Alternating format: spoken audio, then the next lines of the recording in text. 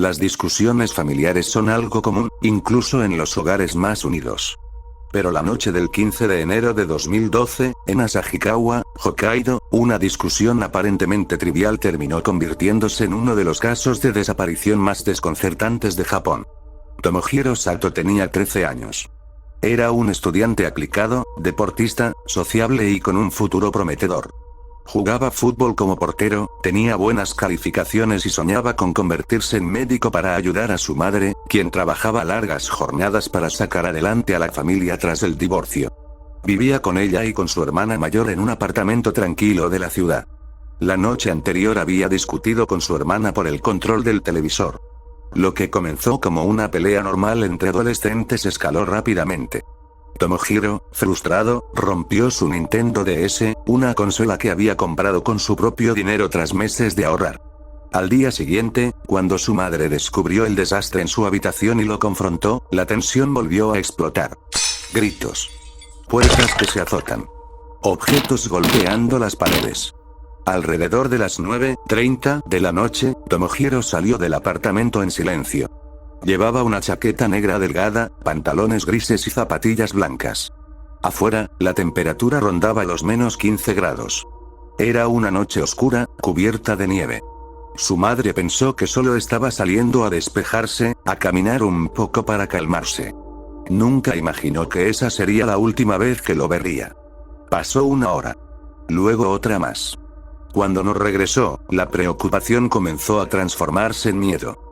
Su madre salió a buscarlo, revisó tiendas de conveniencia abiertas, llamó a amigos, recorrió las calles en auto. Nada. Finalmente, en la madrugada del 16 de enero, denunció su desaparición. La búsqueda fue inmediata y masiva. Helicópteros sobrevolaron la zona. Equipos de rescate peinaron el cercano río Chubetsu y las áreas boscosas cubiertas de nieve. Voluntarios, vecinos y compañeros de escuela participaron en los rastreos. La hipótesis inicial era clara. Con esa ropa y ese frío extremo, el tiempo jugaba en su contra. Sin embargo, no se encontró rastro alguno. Ni huellas claras en la nieve. Ni prendas. Ni señales de caída al río.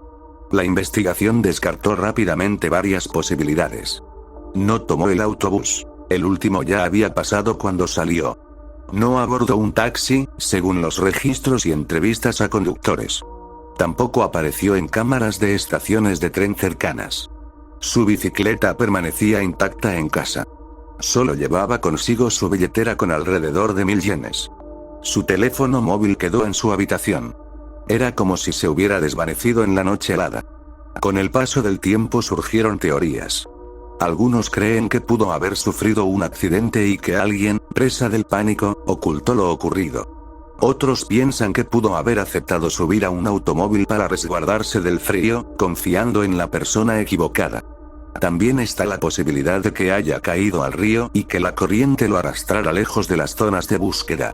Y, aunque menos probable, existen quienes creen que logró huir y empezar una nueva vida, teoría alimentada por supuestos avistamientos años después en Tokio, donde varias personas afirmaron haber visto a un joven con una marca de nacimiento similar en la frente. Pero ninguno de esos indicios pudo confirmarse. Años después de la desaparición, su madre comenzó a recibir llamadas silenciosas en su teléfono. En 2016 y nuevamente en 2019, recibió un mensaje inquietante desde un teléfono público. Ayuda, Tomohiro. Nunca se pudo rastrear el origen real. ¿Una broma cruel? ¿Alguien que sabía algo? ¿O el propio Tomohiro intentando comunicarse sin atreverse a hablar? Más de una década después, el caso sigue sin resolverse. No hay cuerpo. No hay confesión. No hay prueba definitiva de lo que ocurrió aquella noche.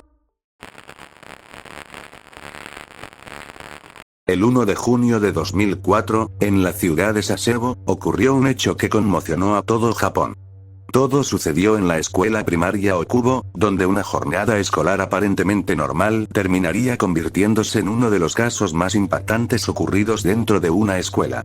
Poco antes del almuerzo, una estudiante de 11 años pidió a una compañera que la acompañara a una sala de aprendizaje dentro del edificio escolar para hablar en privado. Algo que parecía una simple conversación entre dos niñas terminó en tragedia.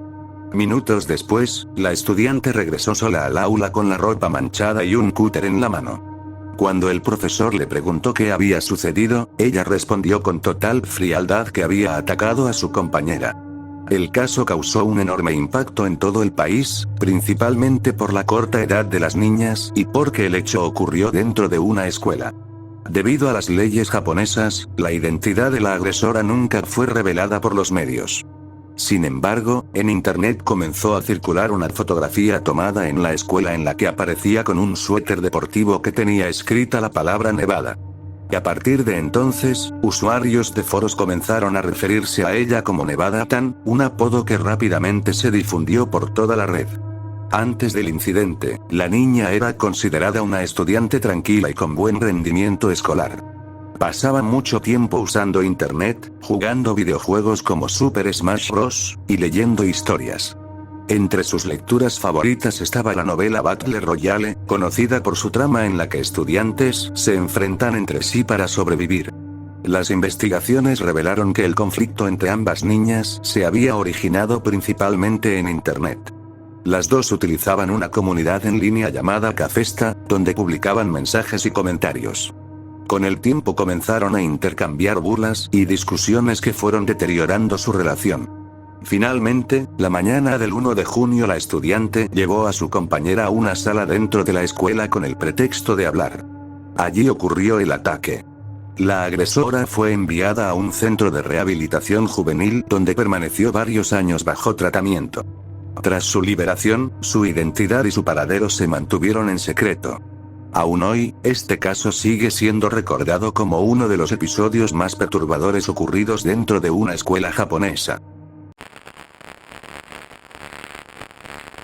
En la madrugada del 24 de agosto de 2019, el ladrido insistente de un perro rompió el silencio de una zona rural en Yachiyo, prefectura de Ibaraki.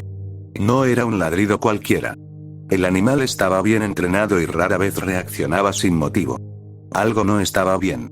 Un hombre de 42 años, preocupado al notar que el perro ladraba en dirección a la casa de sus padres, ubicada dentro del mismo complejo familiar, entró en la vivienda principal alrededor de las 3:15 de la madrugada. Lo que encontró en el dormitorio lo marcaría para siempre.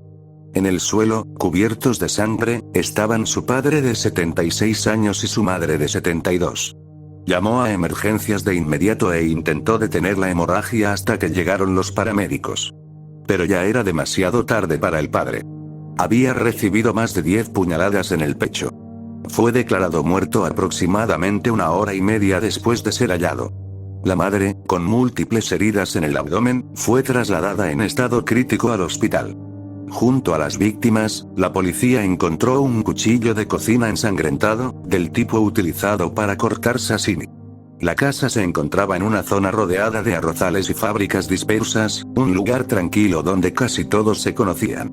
Vecinos y conocidos describieron al matrimonio como amable, servicial y querido por la comunidad. Nadie entendía quién podría querer hacerles daño.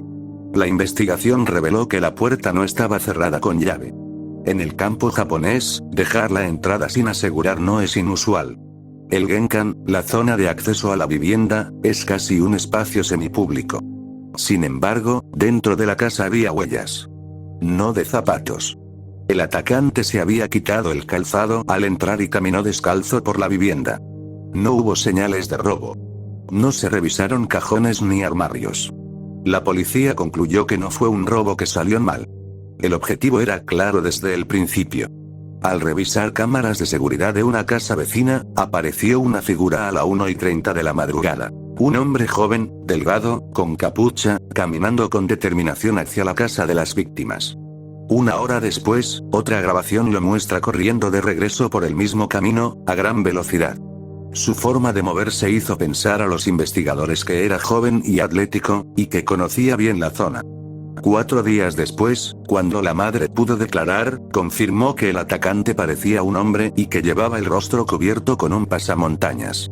Ese detalle hizo sospechar que quizás conocía a la familia. El cuchillo había sido comprado el día anterior en una ferretería local. Las cámaras del establecimiento mostraron a quien lo adquirió. Un joven trabajador agrícola vietnamita de 21 años que vivía a unos 2 kilómetros, en un dormitorio para trabajadores extranjeros. Trabajaba en campos ubicados justo detrás de la casa de las víctimas. Las huellas descalzas encontradas en el dormitorio coincidían con las suyas. Fue arrestado y acusado del asesinato del padre y del intento de asesinato de la madre. Negó el crimen, incluso ante la evidencia física. Nunca mostró remordimiento público. El caso quedó resuelto en términos judiciales. Pero nunca se estableció un motivo claro. Algunos expertos señalaron las duras condiciones que enfrentan muchos trabajadores extranjeros en Japón. Barreras lingüísticas, aislamiento, presión laboral, explotación. ¿Fue un acto de resentimiento? ¿Una explosión de frustración acumulada? ¿O había algo más personal detrás del ataque? Hasta que el propio autor explique por qué lo hizo, la pregunta seguirá abierta.